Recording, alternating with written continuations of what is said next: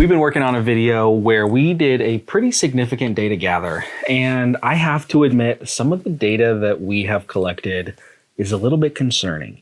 The video won't be ready for a bit, so we wanted to just jump on here, a little spur of the moment, and just talk through some of our thoughts because there's a lot to talk about. Yeah, we just felt like it couldn't wait. We really wanted to sit down with you guys. So what the study was, is we basically wanted to see how accurately you guys were perceiving the quality of your own videos. And this kept coming up when we'd like be planning videos. We would say, you know, do you think that the audience is discouraged about this? Do they know their thumbnails aren't great? Or maybe they think their content is worse than it actually is. You know, they're doing great on some things and maybe they aren't realizing that, you know, maybe they're having trouble giving themselves the credit they deserve. And so we wanted to see, like, across all these different factors, on camera presence, thumbnails, helpfulness, all kinds of different things. We wanted to see how accurately you are perceiving your own quality.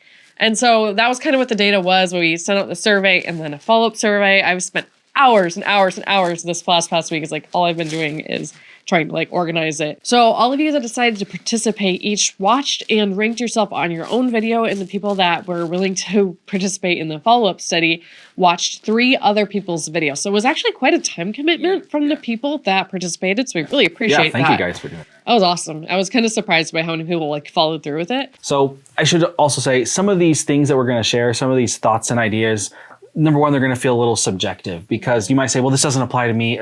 Yes, there's a lot of different channels out there, but overall, from the videos that we've seen, it applies to a lot of people. The second thing that I would say is that some of these things might feel a little random, but once you guys watch the next video where we do the deep dive into the data, it's all going to make a lot of sense. All makes sense. So number one is the first thing that we've seen, and probably the biggest takeaway is that being well-rounded with your YouTube skills is way more important than just being really good at one thing. That goes against the popular it totally does. Stigma on this, because a lot of people are told, like with careers, to lean into one skill set, lean into what you're good at. If you focus more on your strengths than improving your weaknesses.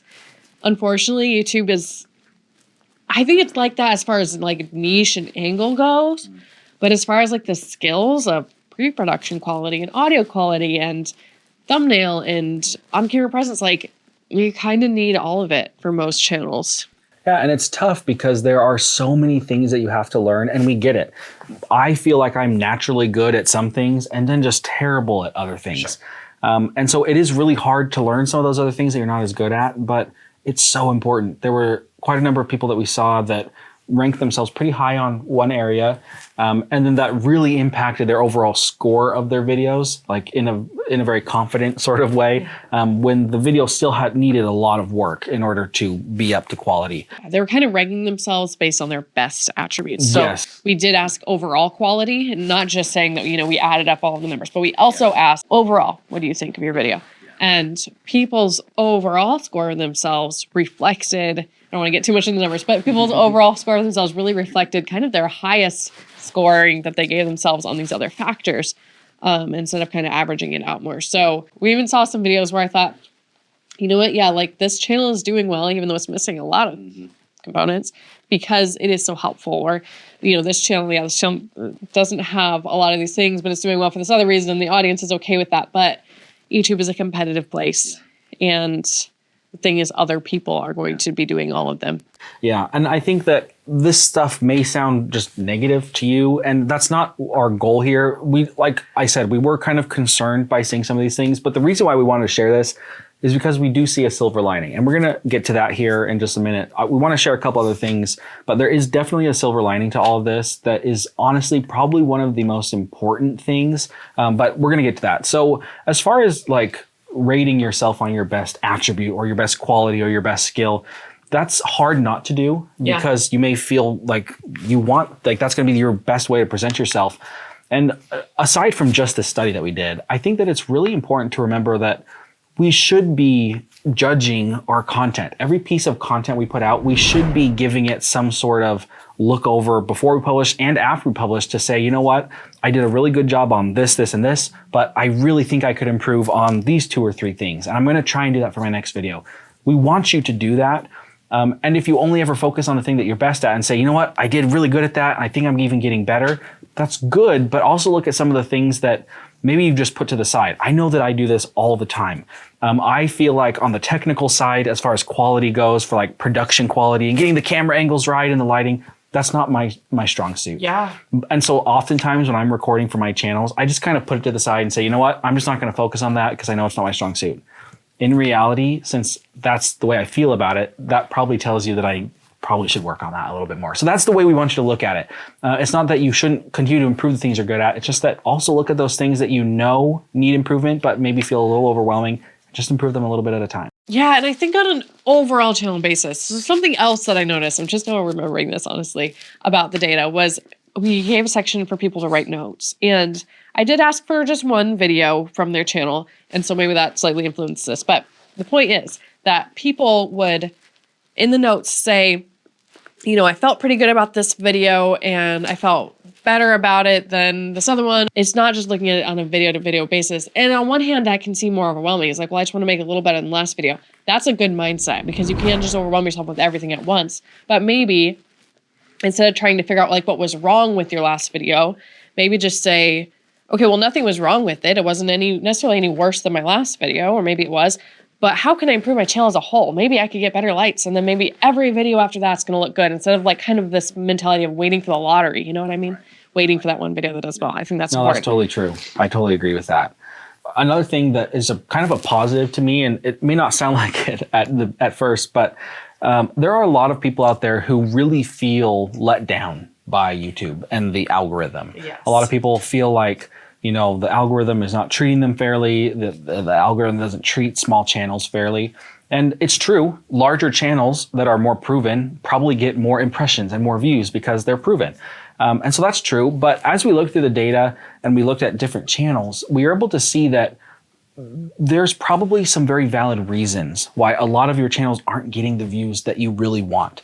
And we've talked about some of those things. And I know that again, might sound a little bit negative, but the good news to me there is that even if you're getting what you quote unquote deserve, you know, and that stinks, but it might be true.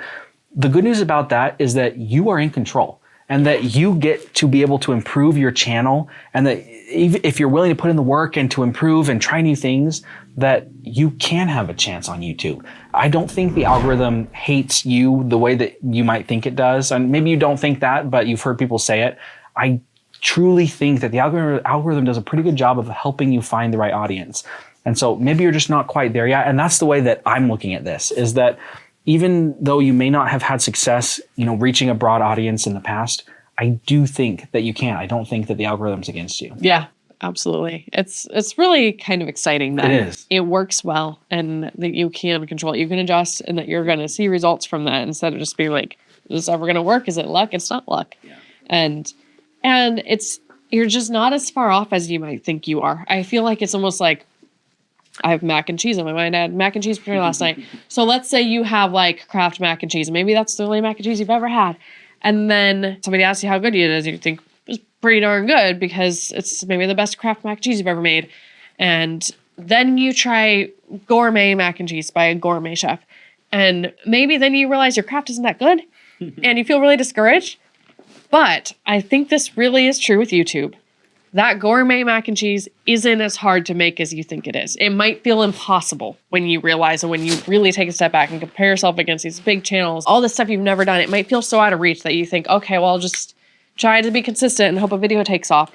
I promise you, you can learn this stuff, and those more advanced methods aren't as far off. They aren't as unattainable as you think they are. Yeah. I would say the one other huge thing that just gives me so much hope for everyone starting on YouTube is that you guys are working so hard. Yeah.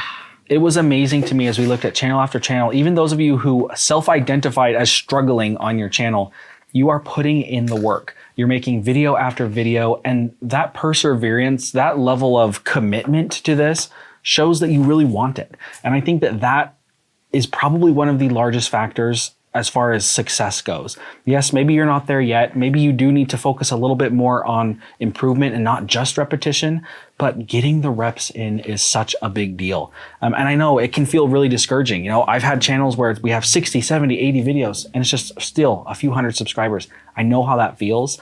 And so I can sympathize with you, those of you who are in that position, but just know that if you're willing to continue to put in the work, you can succeed. And I love that. I'm so excited to see that. I was so excited to see that the people who submitted their channels are actually putting in the work. Yeah, they really are. So watch this next video because we are seriously going to dive into the data. We're not just going to give you the summary like we did here, and some specific strategies. I've got one I think we're going to put in there called the ingenious strategy. And we're going to tell you, like, were people better or worse on camera than they thought they were compared to what other people thought? And just like a bunch of interesting things like that, because it's, I mean, yes, it's always going to be somewhat subjective, but we kind of got like actual numbers on this, which I think is really cool. So don't lose hope. Keep going. Thank you for participating and stick around for that next video. All right. See you guys.